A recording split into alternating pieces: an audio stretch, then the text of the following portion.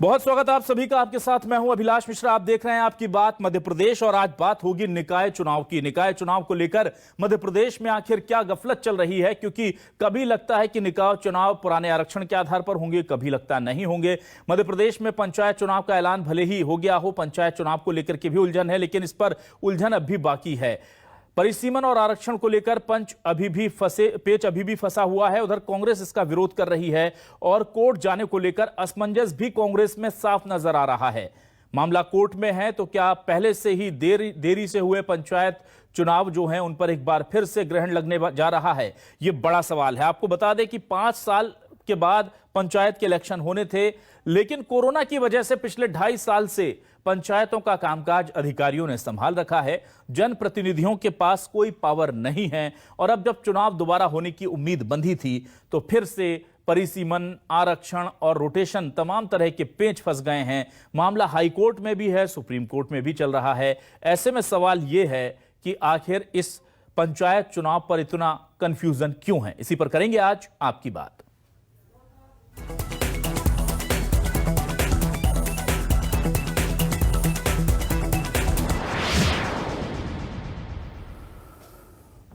तो आइए सबसे पहले सुन लेते हैं कि किन तकनीकी आधार को लेकर के कांग्रेस या दूसरे जो वर्ग हैं वो जा रहे हैं पंचायत चुनाव को लेकर कोर्ट में। क्या उनकी दलीलें हैं, क्या उनकी आपत्तियां हैं, वो समझते हैं और उसके बाद फिर देखते हैं कि कांग्रेस के अंदर ही कंफ्यूजन कैसा है। पहले ये समझते हैं कि क्या बिंदु हैं जिनके आधार पर कोर्ट तक पहुंच गया है पंचायत चुनाव का मामला। ये कांग्रेस बीजेपी की बात नहीं है। हर पार्टी का हर व्यक्ति जो लोक प्रतिनिधि बनना चाहता है पंचायत स्तर पे, किसी भी छोटे से छोटे स्तर पे, अगर उसको 14 के अनुसार आप कर लेंगे तो 10 साल तक वो कहाँ चला जाएगा। एक दूसरा, माननीय सर्वोच्च न्यायालय ने इसमें बोला है कि नहीं, परमानेंटली किसी पोस्ट को किसी जगह के लिए रिजर्व नहीं किया जा सकता, आपको रोटेशन करना ही पड़ेगा। तो ये मूलभूत तरीके से जो आपने एक नया जिला बनाया है निवाड़ी, वो कहाँ जाएगा? आज तो वो जिले के रूप में सबके सामने है, उसकी जिला पंचायत बनेगी, उसकी जनपद पंचायत बनेगी, उसकी बाकी फिर पंचायतें बनेंगी। आज आप उसको कहाँ ले जाओगे? इन सब चीज़ों को उन्होंने अनदेखी करी है। हाई कोर्ट में मामला पेंडिंग है और वो चुनाव की जो व्यवस्था है, यदि हाई कोर्ट उसको स्टे करता है और उसकी अंतिम सुनवाई होती है, निर्णय अगर याचिकाकर्ताओं के पक्ष में आता है तो परिसीमन सरकार को पुनः करने के लिए निर्देशित किया जा सकता है और जो रोटेशन व्यवस्था है उसको लागू करने के लिए भी माननीय उच्च न्यायालय स्टेट को डायरेक्शन दे सकती है। तो आपको बता दें कि मामला हाईकोर्ट से लेकर सुप्रीम कोर्ट तक पहुंच चुका है। लगातार इसको लेकर बातें चल रही हैं और कोर्ट के इस चक्कर में क्या पंचायत चुनाव पर एक बार फिर संकट के बादल छाएंगे? ऐसा हम इसलिए कह रहे हैं क्योंकि इस पर केवल वैधानिक तौर पर ही या फिर तकनीकी तौर पर ही असमंजस नहीं है, बल्कि कांग्रेस के अंदर यह कंफ्यूजन चल रहा है कि इस पूरे मामले को लेकर कोर्ट में जाना है या नहीं जाना है। इसी को लेकर के कांग्रेस में किस तरह से 2 अलग अलग बयान सामने आ रहे हैं। सैयद जाफर और कमलेश्वर पटेल, ये दोनों कांग्रेस के वरिष्ठ नेता, इनके बयान सुनिए, आपको समझ आ जाएगा कि कांग्रेस में कशमकश चल रही है पंचायत चुनाव को लेकर, कोर्ट जाया जाए या नहीं। 2 साल से ग्राम पंचायतों के पंच और सरपंच की उम्मीदवारी की उम्मीद लगा बैठे उम्मीदवारों की उम्मीद पर और उनके अधिकारों का हनन की है भाजपा की मध्य प्रदेश सरकार ने। जहां एक और जिला पंचायत जैसे बड़े पद के लिए नया आरक्षण किया जा रहा है, वहीं दूसरी ओर पंच और सरपंच जैसे छोटे पद के लिए 2014 का आरक्षण लागू किया जा रहा है। कांग्रेस पार्टी पूर्व से ही उच्च न्यायालय की शरण में है। हमारी तरफ से प्रदेश के, देश के जाने माने एडवोकेट विवेक तनखा जी पैरवी कर रहे हैं और आज हम फिर उच्च न्यायालय की शरण में जा रहे हैं और सरकार और न्यायालय से मांग कर रहे हैं कि वह तत्काल इस निर्वाचन की कार्रवाई को रोक लगाए और जो पंचायत ग्राम स्वराज अधिनियम की धारा के अंतर्गत आरक्षण की व्यवस्था की गई है उसको यथावत लागू करे और मध्य प्रदेश में लगातार 5 चुनाव पंचायत एक्ट के तहत हो चुके हैं, 6वें चुनाव में भी रोटेशन के तहत चुनाव कराए जाएं। निष्पक्ष भाव से परिसीमन की और आरक्षण की कार्रवाई हुई थी, रोटेशन में आरक्षण की और परिसीमन की कार्रवाई पूरी तरह से निष्पक्ष भाव में हुई थी। और ये लोग माननीय उच्च न्यायालय भी गए थे, वहां से भी हार गए थे। माननीय उच्च न्यायालय ने जो हमने कार्रवाई की थी उसको सही ठहराया था, और जब उसमें कोर्ट माननीय न्यायालय से नहीं जीत पाए तो उन्होंने तानाशाही रवैया अपनाया। अध्यादेश लाके जो अधिकारी नहीं है राज्यपाल को, भारतीय संविधान में जो चीजें प्रदत्त है उसको बदलने का अधिकार नहीं है, उसके बाद भी अध्यादेश लाके जबरदस्ती कर रहे हैं। आप विधानसभा में चर्चा कराते फिर लाते। और अब सुनते हैं कि क्या कह रहे हैं प्रदेश के गृह मंत्री नरोत्तम मिश्रा पंचायत इलेक्शन को लेकर। चुनाव हो रहा है तो चुनाव लड़े, भाग क्यों रहे? कैसा हो रहा, क्यों हो रहा, जो अदालत जाएगा उसका समर्थन करेंगे। कांग्रेस जाएगी, ये कह रहा जाएगी, ये कह रहा नहीं जाएगी। अरे ऊहापोह में क्यों भाई? जनता के बीच चलो, कहीं मत जाओ, जनता के बीच जाओ। लोकतंत्र में चुनाव एक कसौटी होता है। अपनी अपनी विश्वसनीयता जनता से मोहर लगाओ। 28 चुनाव पहले हारे, अभी 4 उपचुनाव में हार के बैठे हैं, 3 में। तो वो जानते हैं कि पंचायत चुनाव में भी कांग्रेस का क्या हासिल होगा। तो क्या है न्यूज 24 मध्य प्रदेश छत्तीसगढ़ के आज के सवाल। सीधे सवालों का रुख कर लेते हैं। आइए रुख करते हैं हमारे सवालों का।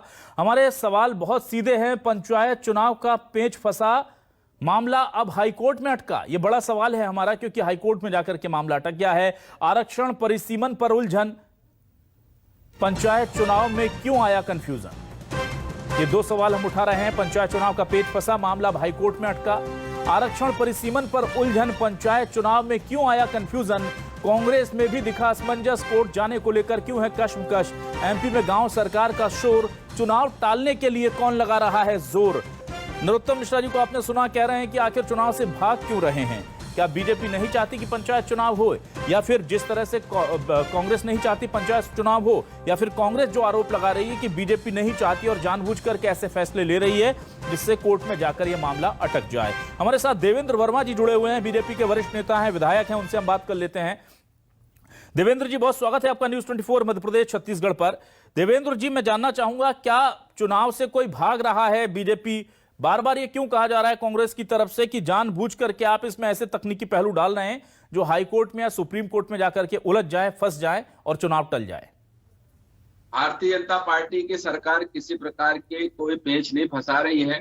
आप सब देख रहे हैं, मीडिया के माध्यम से आप सबको जानकारी आई है कि सामने वाली पार्टी कांग्रेस पार्टी और उनके नेता जनता के बीच में जाने में घबरा रहे हैं, जनता के बीच में जाने से डर रहे हैं, तो कहीं ना कहीं तकनीकी पहलुओं को उठा रहे हैं, जबकि इस प्रकार का कोई विषय नहीं है।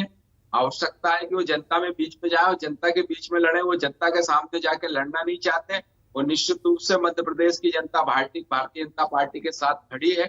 हमारा एक एक कार्यकर्ता पंचायत चुनाव में ये जान से जुटने के लिए तैयार है, और भारतीय जनता पार्टी के आने वाले समय में सभी परिषदें बनेगी, और साथ ही साथ जो लोकतंत्र की खुशबू है, अर्थात लोकतंत्र की हमारी जो खासियत है कि निश्चित रूप से लोकतांत्रिक पर्व के रूप में हम इस प्रकार के हमारे पंचायती राज के हमारे चुनाव को देखते हैं। और निश्चित रूप से लगभग 2.5 वर्ष चुनाव लेट हो चुके हैं और आज इनको तकनीकी दिक्कतें दिख रही हैं। मेरा कहने का तात्पर्य यह है कि ग्रामीण क्षेत्र में बैठा छोटा छोटा जनप्रतिनिधि आज चाहता है कि किसी भी हालत में आज चुनाव होने चाहिए, और भारतीय जनता पार्टी की सरकार, हमारे यशस्वी मुख्यमंत्री जी ने उसी को आधार बनाकर निर्णय लिया है। ग्रामीण क्षेत्र में उसको लेकर उत्साह है, और निश्चित रूप से जनता आज एक बार पुनः पंचायत चुनाव के लिए पूरी तरह तैयार है। लेकिन देवेंद्र जी, अगर चाहते कि इलेक्शन है, बीजेपी की भी मंशा यही थी, तो फिर उसमें आरक्षण परिसीमन, पुराना जिला पंचायत अध्यक्ष नया आरक्षण कराएंगे, बाकियों के पुराने पर कराएंगे, परिसीमन पुराना रद्द कर देंगे, ये तमाम इतने सारे पेच फंसे क्यों? ये तो सरकार लेकर आई है, और सरकार को इस बात का अच्छे से अंदेशा भी होगा कि अगर हम ये करेंगे तो मामला कोर्ट चला जाएगा। नहीं, इस प्रकार का कोई विषय नहीं है। इन्होंने जो पूर्व में परिसीमन करा था पूरी तरह गलत करा था, कहीं ना कहीं पूरी प्रक्रियाओं की, इनके कार्यों की। देवेंद्र वर्मा जी, आप लोग हाईकोर्ट गए थे, देखिए अभी हमने सुनाया, हाईकोर्ट आप लोग गए थे, वहां से हार मिली थी बीजेपी को उस समय इस परिसीमन के खिलाफ। मेरा निवेदन है, इन्होंने जो परिसीमन करा कहीं ना कहीं इन पंचायत चुनाव को टालने के लिए, इन पंचायत चुनाव को रोकने के लिए, और कहीं ना कहीं एक विमनस्ता फैलाने का काम करा था। भारतीय जनता पार्टी ने एक अच्छी व्यवस्था के अंतर्गत, लोकतांत्रिक प्रणाली के अंतर्गत स्थानीय जनप्रतिनिधियों को नेतृत्व देने के लिए ये निर्णय लिया है, और पूरी तरह ये निर्णय ठीक है। ठीक है। हर्ष विजय गहलोत जी कांग्रेस विधायक हैं, सैलाना से, रतलाम से हमारे साथ जुड़ चुके हैं। बहुत बहुत स्वागत है आपका हर्ष जी। मैं आपसे जानना चाहूंगा हर्ष जी, कांग्रेस को क्या आपत्ति है सर? एक तो वैसे ही 2.5 साल लेट हो गए हैं, कोरोना की वजह से जनप्रतिनिधि गांव में जो है वो खाली हैं और सारे काम अधिकारी निपटा रहे हैं। तो जैसे तैसे चुनाव का माहौल बना था, वैसे कोर्ट तक ले जा रहे हैं और कोर्ट को लेकर के भी असमंजस है आप लोगों में। क्या चाहती क्या है कांग्रेस? नहीं, साफ बात है अभिलाष जी जी कि जो संविधान है उसमें जो पंचायत राज अधिनियम की धारा 243 है उसके तहत चुनाव पूर्व आरक्षण होना चाहिए। तो ये एक तरीके से बहुत गंभीर संवैधानिक संकट है और कांग्रेस भी चाहती है चुनाव कराना, ऐसी बात नहीं है। हमारे भी जनप्रतिनिधि हैं और जो हमारी गांव की सरकार है, गांव के छोटे हमारे कार्यकर्ता हैं, वो पूरी तरह तैयार हैं। और कांग्रेस के पास तो बहुत मुद्दे, आज महंगाई किस कदर चरम पे है, कोरोना में हमारे क्या हालत हुई है, क्या हमारा आज नीति आयोग की रिपोर्ट में मध्य प्रदेश हर चीज में नंबर 1 है, भूखमरी में नंबर 1 है, बेरोजगारी में नंबर 1 है, अपने गरीबी में नंबर 1 है। तो आज कांग्रेस तो पूरी तरह तैयार है, लेकिन जो संवैधानिक संकट और जो पैदा हुआ है, आज साफ है कि जो अध्यादेश पारित होना चाहिए वो गलत तरीके से पारित किया गया है। इसको विधानसभा में लाके और इस अध्यादेश को पारित करना था, लेकिन भारतीय जनता पार्टी की और इस सरकार की मंशा नहीं है कि इस मध्य प्रदेश में चुनाव हो, क्योंकि ये आज इनके खिलाफ माहौल है और इस खिलाफ माहौल के कारण ये डरे हुए हैं। और इस तरह से पूर्व नियोजित तरीके से संविधान को ताक में रख के मध्य प्रदेश राज्य निर्वाचन का जो पंचायती राज अधिनियम है उसको ताक पे रख के और ये चुनाव एक जगह आरक्षण कर रहे हैं, नीचे स्तर पे आरक्षण नहीं कर रहे हैं। ये क्या मंशा दिखाता है शिवराज सिंह चौहान जी की? ठीक है, वो साफ लगता है, उनकी मंशा साफ है कि ये चुनाव टले। ठीक है हर्ष जी। आज हमने अपने साथ शशांक शेखर जी को भी इनवाइट किया है, जो पूर्व एडवोकेट जनरल हैं, कांग्रेस से ताल्लुक जरूर लगते हैं, लेकिन आज मैं चाहूंगा शशांक जी, आपका स्वागत है। मैं चाहूंगा कि आपकी भूमिका आज एक जो विधि विशेषज्ञ हैं उनके तौर पर हो, क्योंकि आप बेहतर तरीके से हमारे दर्शकों को समझा पाएंगे कि आखिर पेच है क्या, आपत्तियां हैं क्या, परेशानियां हैं क्या, सवाल हैं क्या। जनता समझ नहीं पा रही सर, गांव का आदमी है, पढ़ा लिखा है नहीं, उसे बस ये पता है कि पंचायत का चुनाव होना था, 2.5 साल से टल रहा है, सरकार ने घोषणा कर दी, अब कोर्ट चला गया। क्यों चला गया सर? जरा थोड़ा सा आसान शब्दों में हमारे दर्शकों को बता दें। सिर्फ यहाँ पे एक जगह कोर्ट नहीं गया है, इंदौर के लोग कोर्ट गए हैं, ग्वालियर के गए हैं, जबलपुर के गए हैं जी। समझने वाली बात सिर्फ इतनी है कि इस देश में संविधान सर्वोपरि है।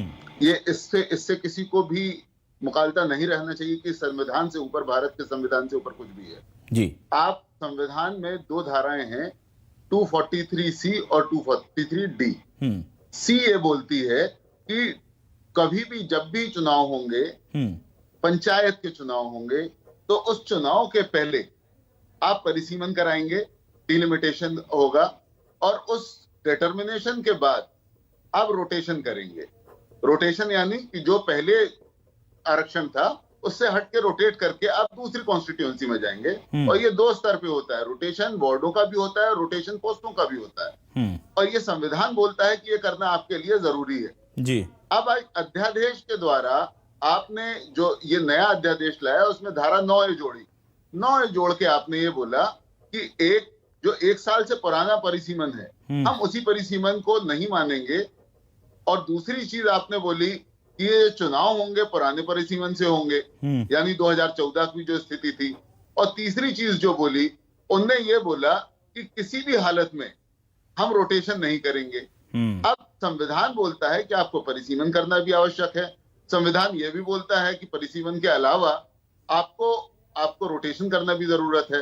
तो क्या एक अध्यादेश के द्वारा हम अपने संविधान के जो लिखा हुआ है, जो किसी भी तरीके से माना जाना अत्यंत आवश्यक और जरूरी है, वो आप कैसे भूल जाएंगे? अच्छा, इसके बाद इनका पंचायत राज अधिनियम है जो खुद भी बोलता है कि रोटेशन होना चाहिए। अब धारा 13, धारा 17, धारा 22, 23, 25, 30, 32 इनमें आपने कुछ प्रावधान नहीं चेंज किए, जो खुद भी बोलता है कि रोटेशन होना चाहिए। तो आप बताइए कि आप चाहते क्या हैं? आप ना संविधान को मानने को तैयार हैं, ना आप अपने पंचायत राज अधिनियम को मानने को तैयार हैं। भाई चुनाव सबके लिए होना जरूरी है, लेकिन अच्छे से होना जरूरी है और फेयर तरीके से होना जरूरी है। बिल्कुल। शशांक जी, क्या देखिए, जो लीगल टेक्निकलिटीज आप समझते हैं, ये ऐसा तो नहीं है कि बीजेपी नहीं समझती है। क्या आपको लगता है कि ये केस ही ऐसा था कि इसको लाने का मतलब ये था कि हाईकोर्ट में जाएगा और रुकेगा और अटकेगा, तो ये डिले करने की प्रैक्टिस है क्या?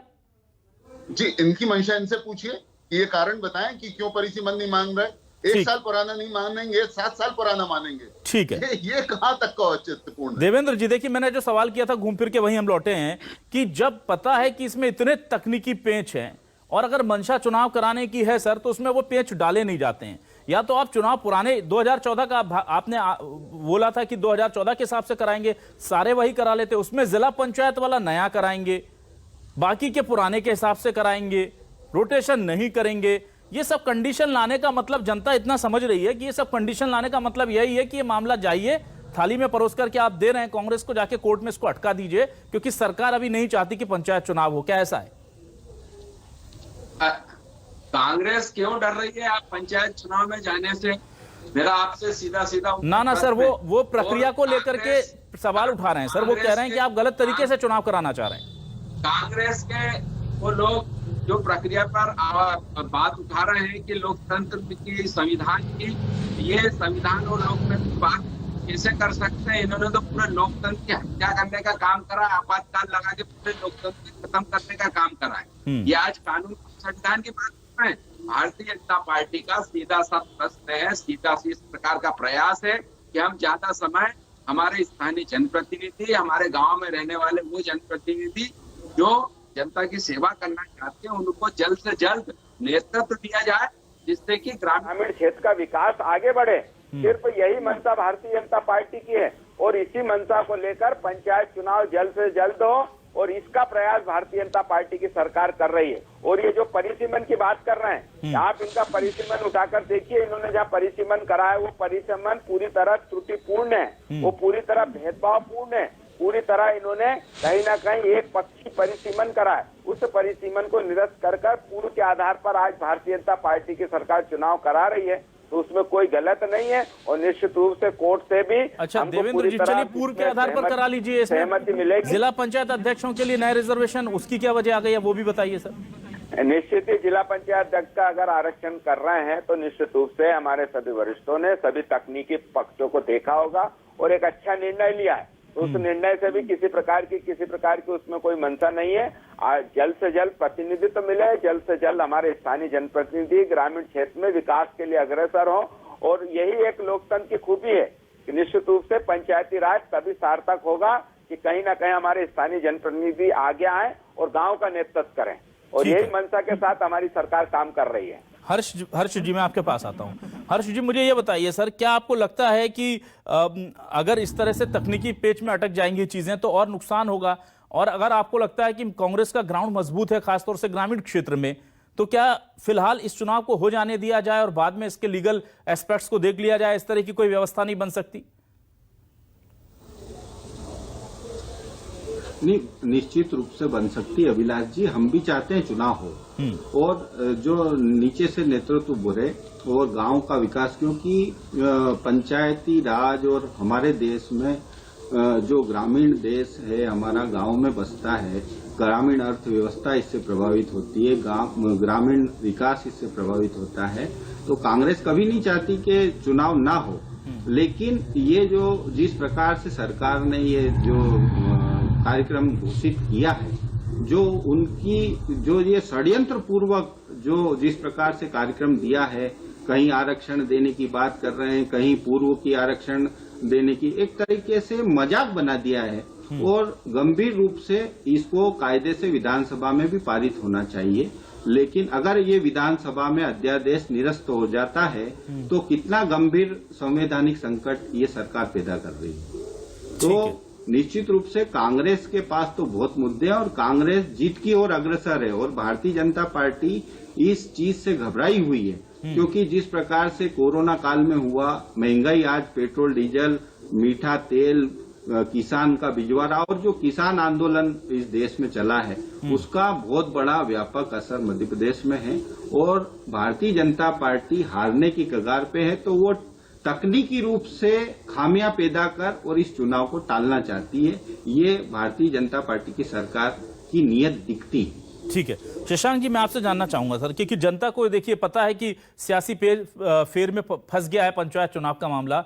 अब जो आज की डेट से हम देखते हैं हाई कोर्ट है, उसके बाद सुप्रीम कोर्ट है, और जो तमाम तकनीकी दिक्कतें हैं, हम देखें कि चुनाव कराना भी बहुत जरूरी है संवैधानिक तौर पर, तो कितना वक्त लग सकता है अभी और इसके फैसले को आते आते? क्योंकि अगर हाई कोर्ट में किसी एक पक्ष के फेवर में फैसला नहीं आया तो वो मूव कर जाएगा सुप्रीम कोर्ट, और फिर सुप्रीम कोर्ट में भी इसको लेकर के कुछ और हमें इंतजार करना पड़ेगा। तो आपको कितना लंबा संघर्ष लग रहा है अभी तक जनप्रतिनिधियों के लिए, चुनाव के लिए उन्हें कितना इंतजार करना होगा? जी, दो चीजें हैं। पहला तो परिसीमन जो था, परिसीमन में 300 करीबन याचिकाएं लगी थी माननीय उच्च न्यायालय में, और सारी कार्यवाही सही पाई गई थी। सारी की सारी पिटीशन डिसमिस हुई थी। एक तो परिसीमन रहा। दूसरी जो बात है वो है रोटेशन की, तो रोटेशन भी पूरा हो चुका था। सिर्फ जिला पंचायत अध्यक्ष को छोड़ के बाकी रोटेशन भी पूरा हो चुका था। ये अपने आप को यहीं से ठीक कर ले और चलाएं, कोई जरूरत नहीं है, किसी स्टे की जरूरत नहीं है। चुनाव होने चाहिए, तत्पर और तुरंत होना चाहिए। एक कर्नाटका का केस था जिसमें माननीय सर्वोच्च न्यायालय ने बोला कि आप ठीक कराइए और तुरंत कराइए। यहाँ पे भी कोई ना चुनाव बढ़ाने की जरूरत है, ना आगे जाने की जरूरत है। जो चीजें संवैधानिक तौर पे टेस्ट करी जा चुकी हैं, जो आप एक बताइए, एक चीज बड़ी छोटी सी चीज है, क्या एक अध्यादेश और उसमें लिखित चीजें हमारे भारत के संविधान से ऊपर और उसके पूरे प्रावधानों से ऊपर हो सकती हैं? क्या हम पूरा संविधान छोड़ सकते हैं? नहीं। शशांक जी, मुझे बताइए सर, अध्यादेश विधानसभा अध्यादेश माफ कीजिएगा सरकार लेकर के आ गई, और अध्यादेश के जरिए उसने अगर संवैधानिक चीजों को कुछ चुनौती दे दी है, तो क्या हाईकोर्ट उसे वहां पर स्टे कर सकता है सर? शशांक जी से लगता है हमारा संपर्क टूट गया, लेकिन मैं देवेंद्र जी के पास आता हूं। देवेंद्र जी, क्या अब हम ये मान के चलें कि अभी लंबी लड़ाई है, क्योंकि कांग्रेस ने भी तैयारी कर ली है, और जाहिर सी बात है कि अब कोर्ट में पूरा मामला घूमेगा, और फिर लगता है कि अभी जो सपने हमने देखे थे कि पंचायतों को उनके जनप्रतिनिधि मिलेंगे, वो शायद ना मिल पाए। किसी प्रकार की कोई लंबी लड़ाई नहीं है। अभी लोकसभा के उपचुनाव हुए हैं और 3 विधानसभा के उपचुनाव हुए हैं, और इन उपचुनाव में कांग्रेस ने मुंह की खाई है। वो किसी भी प्रकार के चुनाव में जाने की स्थिति में नहीं है, और इसलिए इस प्रकार के तरह तरह के हथकंडे ही अपनाने जा रहे हैं। आज अगर भारतीय जनता पार्टी स्थानीय जनप्रतिनिधि को प्रतिनिधित्व देना चाहती है, तो इसमें इनको आपत्ति नहीं होनी चाहिए। कहीं ना कहीं ये तकनीकी और इस प्रकार की बातें उठा जरूर रहे हैं, लेकिन ये सही अर्थों में जनता के बीच में जाने से डर रहे हैं। और आज जनता पूरी तरह भारतीय जनता पार्टी के साथ खड़ी है, और निश्चित रूप से आप देखेंगे कि भारतीय जनता पार्टी के नेतृत्व में पंचायत चुनाव अच्छे से होंगे और स्थानीय जनप्रतिनिधित्व को निश्चित रूप से नेतृत्व मिलेगा। ठीक है हर्ष जी, मैं आपसे जानना चाहूंगा सर, क्या आपको लग रहा है कि अभी चुनाव हो पाएंगे या इंतजार करना ही पड़ेगा, और आप चाहते हैं कि भले ही देरी से हो पर हो तरीके से चुनाव? क्या कहना चाहेंगे आप? भाई, सरकार अपनी मंशा साफ कर दे, रोटेशन प्रणाली लागू कर दे, आरक्षण कर दे और चुनाव करा दे। हम तैयार हैं, बिल्कुल जल्द से जल्द चुनाव होना चाहिए, ताकि जो हमारी ग्रामीण सरकार है वो चालू हो, स्थानीय जनप्रतिनिधियों को काम करने का अवसर मिले, विकास हो। यही सबकी मंशा है, और कांग्रेस पार्टी तो कभी से तैयार है चुनाव में जाने को। बिल्कुल। और आपको लग रहा है कि जानबूझकर के इस पूरे मामले को अटकाया जा रहा है? बिल्कुल बिल्कुल, सरकार की नीयत स्पष्ट दिखाई दे रही है कि किस प्रकार संवैधानिक रूप से इन्होंने गंभीर संकट पैदा किया है, किस प्रकार से इन्होंने, जैसा कि शशांक जी बोले, संविधान सर्वोपरि है हमारे देश में, तो संवैधानिक नियमों का पालन करने में सरकार को क्या हर्ज है? हर्ष जी, हम देख रहे थे कि कुछ कंफ्यूजन कांग्रेस में भी है, अधिनियम का पालन होना चाहिए। कुछ कंफ्यूजन कांग्रेस में भी है कि कोर्ट में जाएं ना जाएं, तमाम तरह को लेकर के पूरा एक मन से आप तैयार नहीं हो पा रहे हैं। क्या अभी तक पार्टी ने कोई स्टैंड लिया है? कंफ्यूजन नहीं जी अभिलाष जी, नहीं अभिलाष जी, ये तो पार्टी तय कर रही है ऊपर, क्योंकि मैं तो अपने क्षेत्र में हूँ। पार्टी ने क्या तय किया है इसकी मुझे जानकारी नहीं है, लेकिन कांग्रेस पार्टी चाहती है कि पंचायत के चुनाव हो, स्थानीय जनप्रतिनिधि उभरे, और जो भारतीय जनता पार्टी का फेल्यूर है उसको हम जनता के बीच में पहुंचाए। महंगाई जैसे मुद्दे हैं, किसानों के मामले हैं, बेरोजगारी के मामले हैं, तो ऐसे मुद्दे लेके हम तो जाने को तैयार है। और जनता में काफी आक्रोश है, और उसी आक्रोश के कारण ये षड्यंत्र भारतीय जनता पार्टी द्वारा किया जा रहा है। तो बीजेपी कह रही है कांग्रेस बेवजह अटका रही है, और कांग्रेस कह रही है कि बीजेपी को पता था और इसलिए तकनीकी खामियां जानबूझकर के इसमें डाली गई ताकि इस पूरे मामले को कोर्ट में ले जाकर के अटका दिया जाए। पंचायत चुनाव का गुनहगार कौन है? जनप्रतिनिधियों के उनसे अधिकार छीनने वाला कौन है? कौन है जो डिसेंट्रलाइजेशन के खिलाफ मंशा रखता है और तकनीकी पहलुओं के दम पर कानून को अटका रहा है? यह धीरे धीरे साफ हो जाएगा। बीजेपी विलेन है या कांग्रेस? आखिर कौन है जो गांव सरकार को बनने से रोक रहा है? यह बड़ा सवाल है। कोई तो है। पहले 2.5 साल का बहाना, उसी दौरान हमने देखा कि उपचुनाव हुए, लोकसभा के हुए, विधानसभा के हुए, तमाम चुनाव हो गए, लेकिन पंचायत चुनाव नहीं हुए। और अब जाहिर सी बात है कि इस पूरे मामले को ले जाकर के हाई कोर्ट और सुप्रीम कोर्ट की दहलीज पर लटकाना, ऐसा लगता है कि कोई ताकत है, कुछ लोग हैं, कोई वर्ग है जो नहीं चाहता कि गांव का विकास गांव के लोग करें। अधिकारियों के हाथों में कमान किसे अच्छी लगती है, यह बड़ा सवाल है। बहुत बहुत शुक्रिया हर्ष विजय जी, देवेंद्र वर्मा जी और शशांक शेखर जी, हमारे साथ इस पूरी डिबेट का हिस्सा बनने के लिए आप सभी का बहुत बहुत शुक्रिया।